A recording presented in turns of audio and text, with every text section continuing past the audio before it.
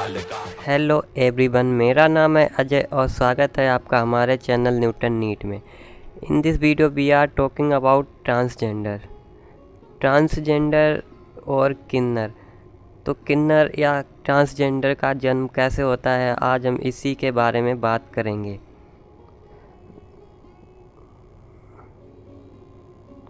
देखिए, हमारे बॉडी में जो रोगों के कारण होते हैं, काउज ऑफ डिसीज़, वो 3 तरह के होते हैं। पहला जेनेटिक डिसऑर्डर, दूसरा इन्फेक्शंस और तीसरा लाइफस्टाइल। रोग जो होते हैं वो इन कारणों से होते हैं।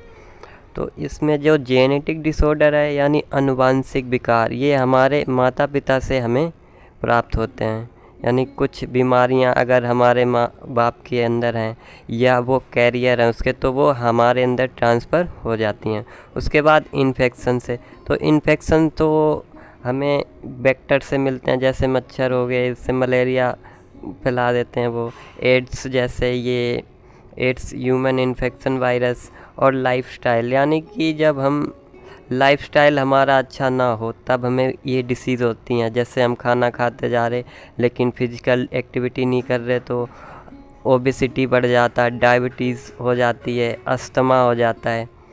ये सारे डिसीज़ काउजिंग है। तो हम इसमें बात करेंगे जेनेटिक डिसऑर्डर में। जेनेटिक डिसऑर्डर 2 टाइप्स से डिवाइड किए गए हैं। Genetic disorder are 2 types. First is Mendelian disorder and second is chromosomal disorder. Mendelian ये एक वैज्ञानिक हैं जिन्होंने जेनेटिक पर बहुत ज़्यादा वर्क किया है और इनको जेनेटिक ऑफ फादर भी बोलते हैं। इन्होंने जो कुछ लॉ दिए थे जेनेटिक पर, 3 लॉ दिए थे। उन लॉ के अकॉर्डिंग अगर हमारे अंदर कोई डिसीज़ आती है तो उसको मेंडेलियन डिसऑर्डर कहते हैं। उसमें से होगी colour blindness, haemophilia, sickle cell anaemia. ये कुछ एग्जाम्पल हैं जो मेंडेलियन डिसऑर्डर के अकॉर्डिंग हमारे बॉडी में आते हैं। उसके बाद क्रोमोसोमल डिसऑर्डर, जो हमारे बॉडी में अगर क्रोमोसोम कम या ज़्यादा हो जाए उसकी वजह से जो डिसऑर्डर आएंगे उनको क्रोमोसोमल डिसऑर्डर कहते हैं। ये 3 प्रकार के हैं, डाउन सिंड्रोम, टर्नर सिंड्रोम और क्लाइनफेल्टर सिंड्रोम। तो हम इसमें क्लाइनफेल्टर सिंड्रोम की ही बात करेंगे क्योंकि इसी में किन्नर का जो फंक्शन है वो इसी में आता है। In this genetic disorder is cause due to presence of an additional copy of chromosome. इसमें 47 क्रोमोसोम हो जाते हैं। जो किन्नर का जो केस आता है उसमें 47 क्रोमोसोम हो जाते हैं।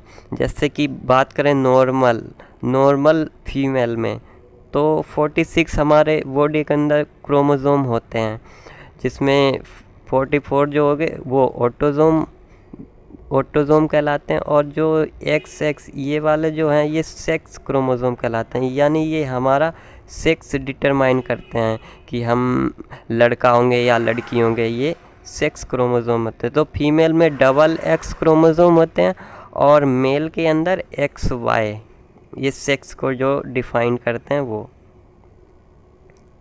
यहाँ पर देखिए ये मेल के लिए हैं।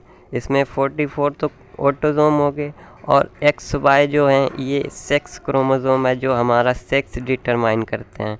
यानी क्रोमोसोम ही वो सेगमेंट होते हैं जो हमारे अंदर कैरेक्टर को डिसाइड करते हैं। इस क्रोमोसोम की डेफिनेशन अगर हम हिंदी में समझें तो क्रोमोसोम को हिंदी में गुणसूत्र भी कहते हैं। A part of cell in living things that decide the sex, character, shape the person an animal or plant will have।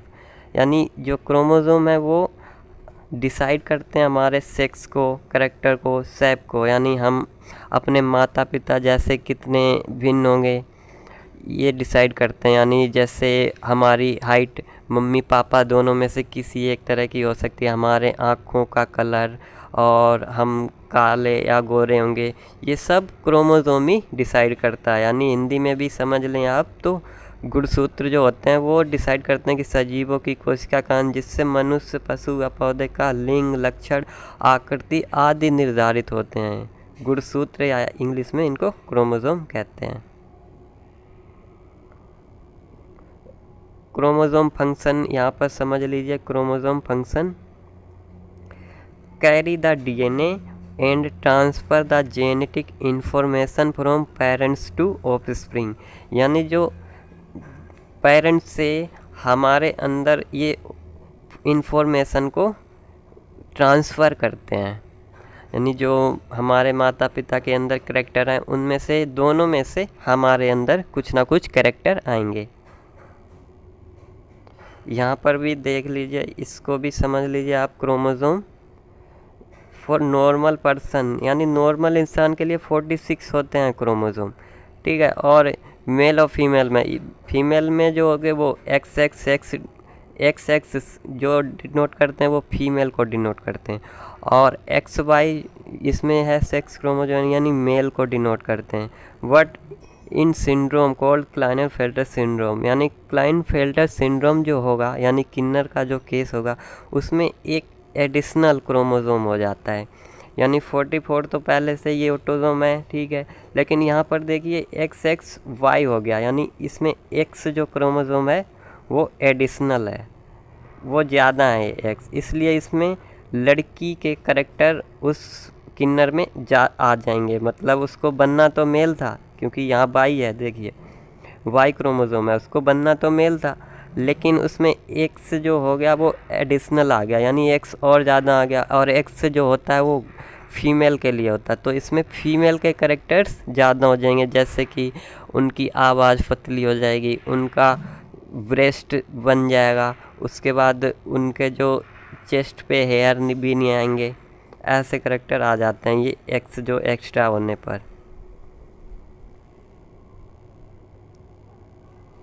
उसके बाद पॉपुलेशन की बात करें तो ट्रांसजेंडर की जो पॉपुलेशन है वो इंडिया में अपने 4,87,000 के आसपास है, और जिसमें उत्तर प्रदेश में सबसे ज़्यादा ट्रांसजेंडर यानी किन्नर की पॉपुलेशन है।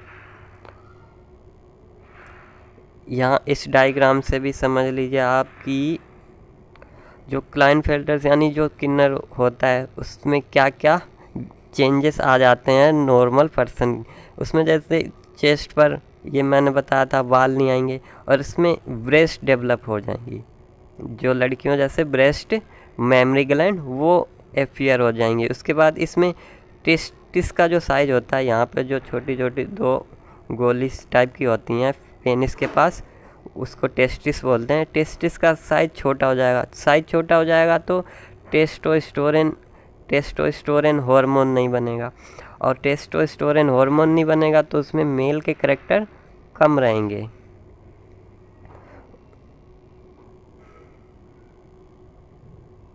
तो ये हमारा किन्नर का जो कंसेप्ट था वो पूरा हो गया, यानी किन्नर जो पर्सन होते हैं उनमें X क्रोमोसोम एक्स्ट्रा आ जाता है, यानी 47 हो जाते हैं। इसमें होना तो चाहिए एक नॉर्मल इंसान में 46, बट इसमें 47 हो जाते हैं, और वो उसमें आधे मतलब मेल के कैरेक्टर रहते हैं, आधे लड़की के, यानी दोनों के कैरेक्टर आ जाते हैं, इसलिए वो किन्नर कहलाते हैं।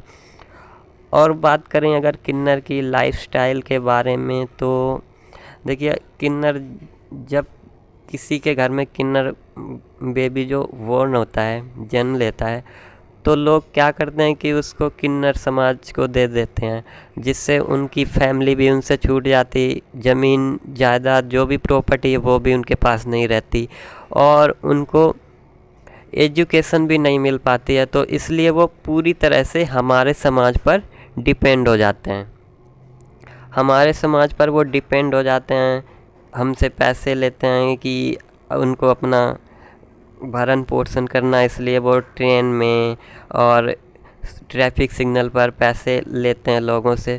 तो कुछ लोग ऐसे भी होते हैं जो उनको पैसे नहीं देते हैं। तो वैसे मेरा यही सजेशन रहेगा कि अगर आपसे कोई किन्नर पैसे मांगता है तो आपको दे देने चाहिए, जितने भी आपसे बनते हैं उतने दे देने चाहिए, क्योंकि वो अगर हम उनको पैसे देंगे तभी वो खाना खाएंगे, अगर नहीं देंगे तो नहीं खाएंगे, क्योंकि उनको कोई जॉब भी नहीं देता। अगर कोई सोचे कि चलो मैं जॉब कर लेती हूँ तो उनको जॉब भी कोई नहीं देता, उनको इस तरह से डिस्क्रिमिनेशन फेस करना पड़ता है।